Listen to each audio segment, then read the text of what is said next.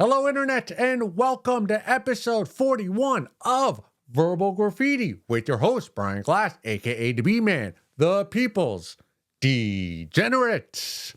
I want to make a declaration right now. My declaration is that the B-Man is going to try to expand his vocabulary for all of you. I've been listening to a lot of the Chris Williamson podcast. I'm not sure the exact name of it, but it's a long form self-improvement bro type science podcast. And he has such a way with words. Like he overdoes it with $64,000 words. The key point is, though, I'm a lover of words, so much so that I keep a document in my phone. Every time I come across a new word I like the sound of, I look up the definition and I put it in my notes. I put the word, the definition, and use it in a sentence. Usually I just copy paste from dictionary.com. And every so often I'll look through the list, try to pick out a few words to use. I never use them. That changes today. I am going to try to expand my language because I do believe language is colorful, and I want to do so not to prove my intellect. I don't have much intellect. I have my IQ is dog shit. I want to do so because it's a tool.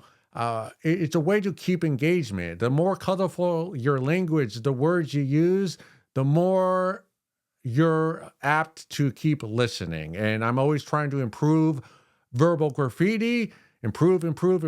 So that's one thing I think I can do to make verbal graffiti better. Let's start off using better words right now. I've been ruminating of late about flags. Yes, flags. In my neighborhood, within probably a 3-mile radius, there are so many different flags. We got the U.S. flag standard. I've seen Trump 24 flags. I've seen Blue Lives Matter. I've seen lots of pride flags. I've seen a U.S. flag with one stripe that is a different color.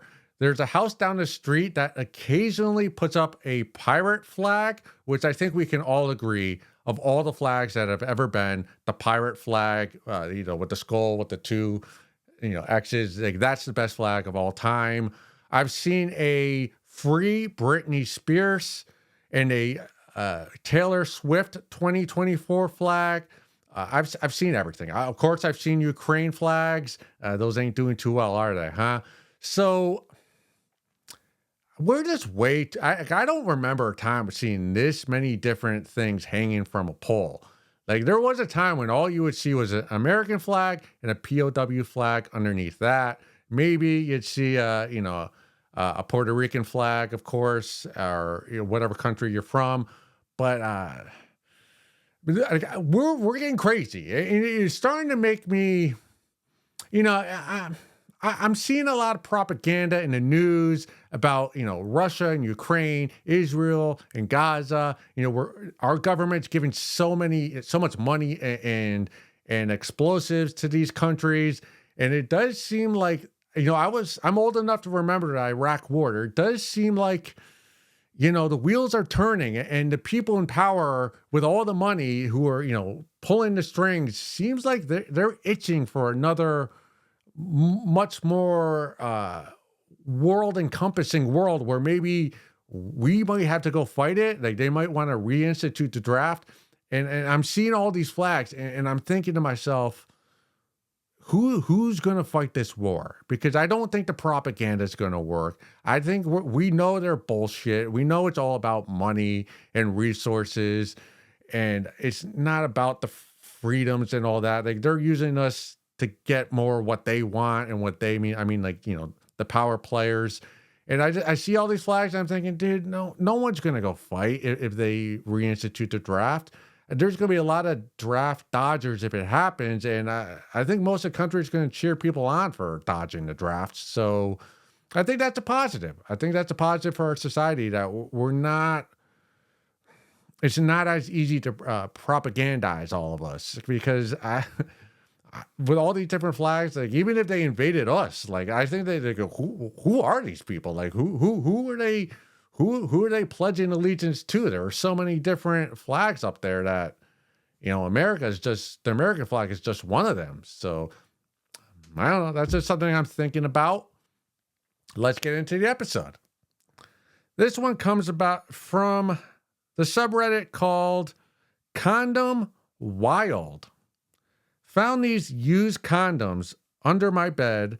Which one should I reuse? Black still has cum in it.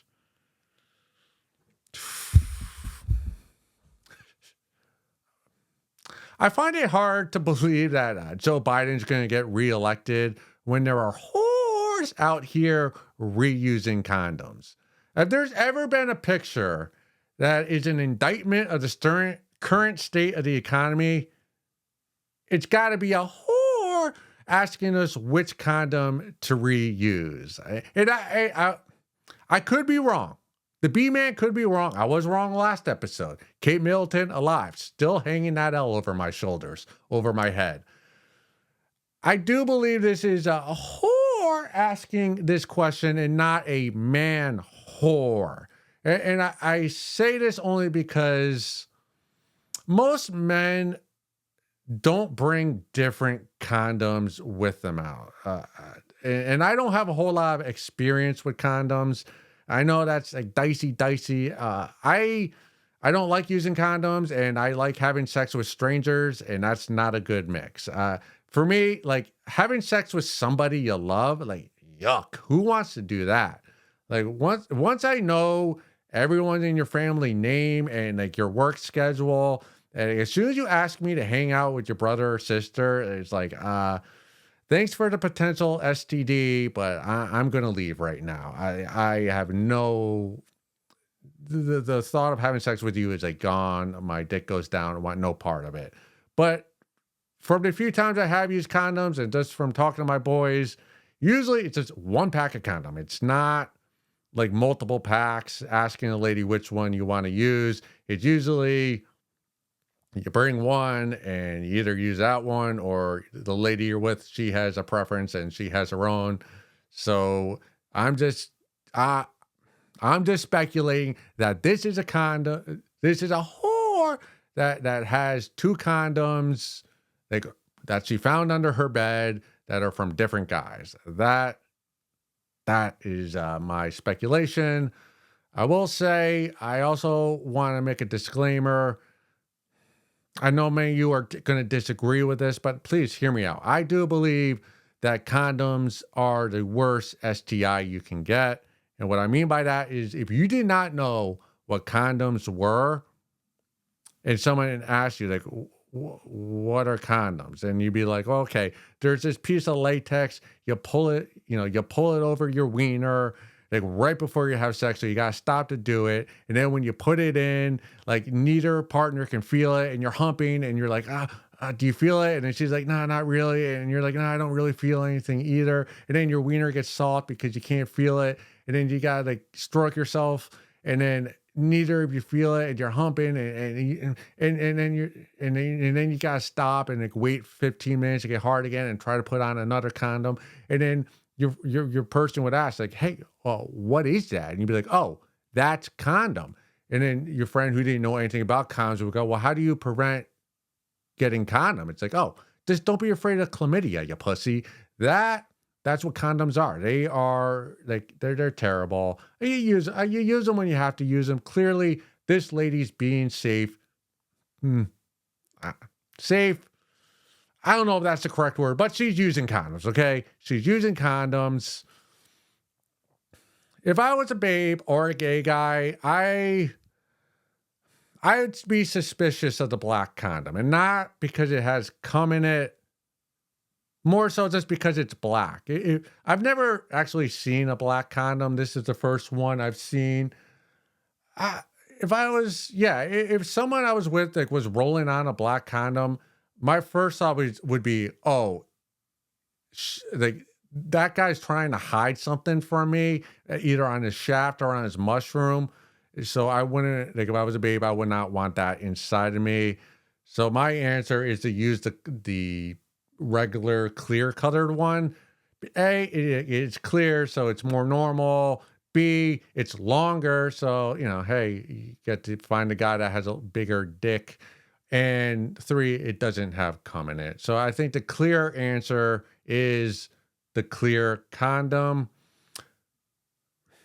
Having the condom, having the condom with cum in it already, I've never heard of this, but I can see that being a kink. I can see there being women out there, babes out there who like a guy who's wearing a condom with another man's cum inside of it. I could see that. I've never searched for that, but I'm sure that is a kink that some women get off on. So if you do have that as a, if you're a sexual weirdo, cornball, and that's your thing, then go with the black condom. Also want to say, if you're going to reuse a condom, I've done some research, and this is how you want to clean the latex condom before you reuse it. How do you do that, B-Man? Let me tell you. You want to turn the condom inside out, take a warm washcloth, lukewarm, put soap on it. I suggest Mrs. Meyer's hand soap. I like the smell of that. Just gently wipe off the condom, any, fluids that cum that might be on it. Wipe it all off, throw it in the washer, put it on a normal cycle. Pull the condoms out, just kind of rinse them off. You want to hand dry them. So put them on one of those, like, I don't know, those hang lines.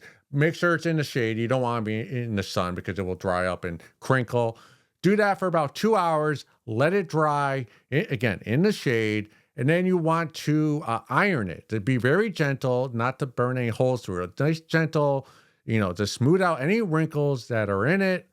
Again, let it sit for another 20 minutes, and then you can reuse your condom and be safe that you and your partner will be safe of any STI or pregnancy. Should I apply to be a health teacher? Maybe I can do that. Maybe that's a next job I could have. Lastly, the B-Man, I want to thank you for being a whore and reusing your condom. To me, that shows me you care about the planet. There are lots of 304s out there who are using multiple condoms a night with the same Chad. Not you. And I applaud you for that. You care about the environment so much so that you're risking the health of your vagina for the planet. And everybody should applaud you for that. Thank you very much. Now, let's get to some photos.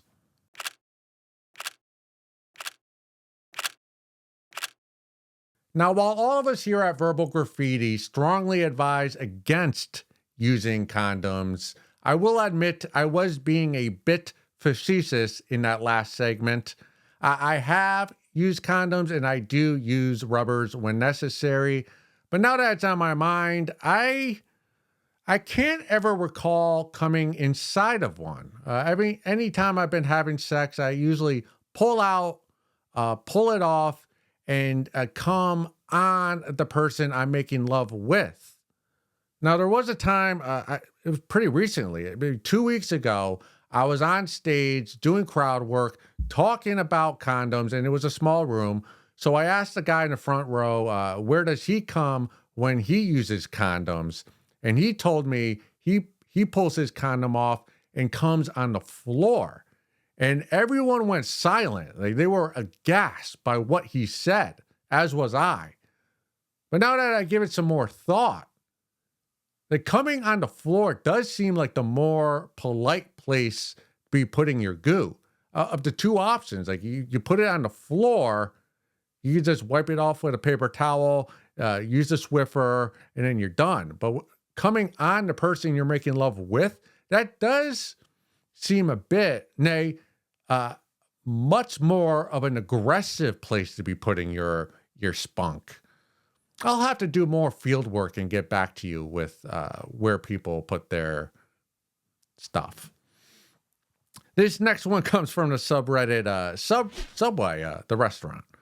Horrible experience in Subway in Guthrie, Kentucky today. Customer complaints. Well, let's see what your complaint is. playing pro-murder, anti-police music. Not not what I want to hear when getting food or ever. When I brought it up, I was treated in a mocking and snide manner. I did not raise my voice to them or say anything combative, but after the initial reaction of the manager, I told them I would have rather kept it between us. But I was still mocked for bringing it up and sent off with a rude bye-bye. I don't even think the guy could help himself when he started acting that way. Wouldn't trust them to feed a dog now after their reaction to such a sincere concern. It wasn't them playing the music. It could have been unintentionally on a station that plays that. It was the manager's extremely defensive and unbelievably mocking reaction to me bringing it up that warranted this review on the Subway subreddit. There's a 99.9% chance that you're a middle-aged white woman with unkept pubic hair. My big concern was how long you were in Subway, because from what I can reading in between the lines, it seems like you were there longer than just picking up your sandwich. You should never be at Subway for longer than 2 songs. If you're there for longer than 2 songs, you deserve to get hepatitis C.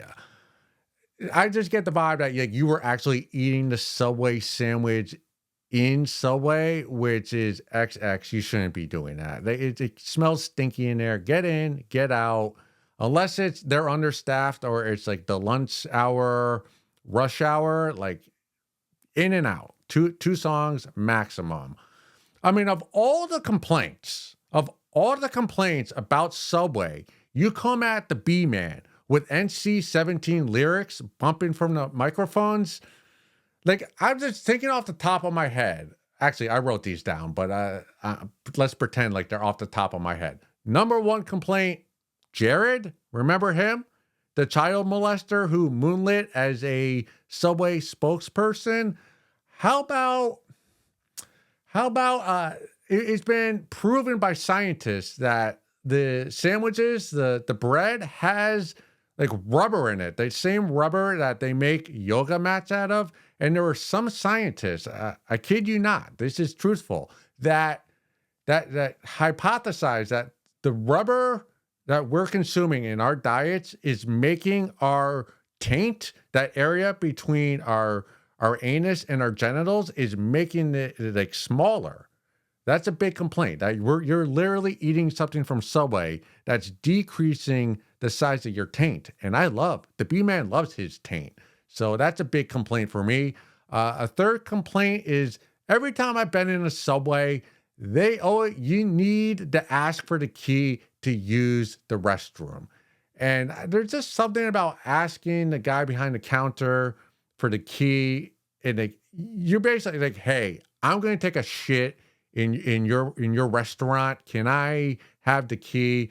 There's something about that that's just, it's like un-American. It's just like it's embarrassing. It really is embarrassing having to ask an employee for a key. Complaint number 4, where did the $5 footlong go? It's nowhere to be found. It hasn't been found in a decade. Give me back the $5 footlong. And number 5, a combo meal costing $15 before tax. Like a sandwich, a bag of chips, a soft drink for $15. That should be your biggest complaint, that and Jared. But you're coming at me with the NC-17 lyrics. Like, come on. Like, have your priorities in order, white, unkept pubic hair lady. Sometimes you got to know where you're at. All right. Like you're at a Subway. It's similar to like when a hot dog cart in the city like fails the health inspection. It's like, yeah, no shit. Like you got a hot dog cart in the open of a smog-filled city with 1 million people in it. Like, of course, it's not gonna pass the health code. Like when you get a hot dog from the hot dog stand, like you know what you're getting. Same thing with Subway. I have a coffee spot I go to, and there is a new barista there who has tattoos all over her body. Her face is filled with tattoos to the point where she literally looks like a snake.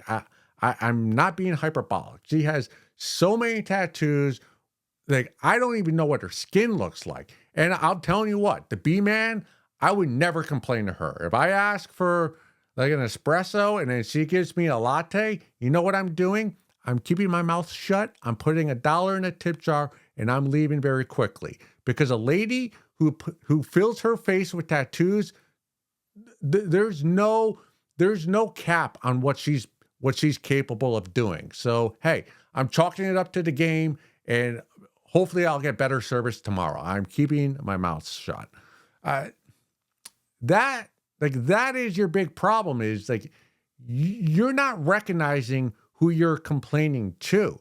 And what you need to do is have more self-awareness of your environment, but more so than that, what you need to do with your complaint is have a bit of a modicum of empathy for who you're complaining to. Like these employees at Subway, this is not some high-end bistro. This is Subway. These guys behind the counter with the visors on, they're probably making $14 an hour.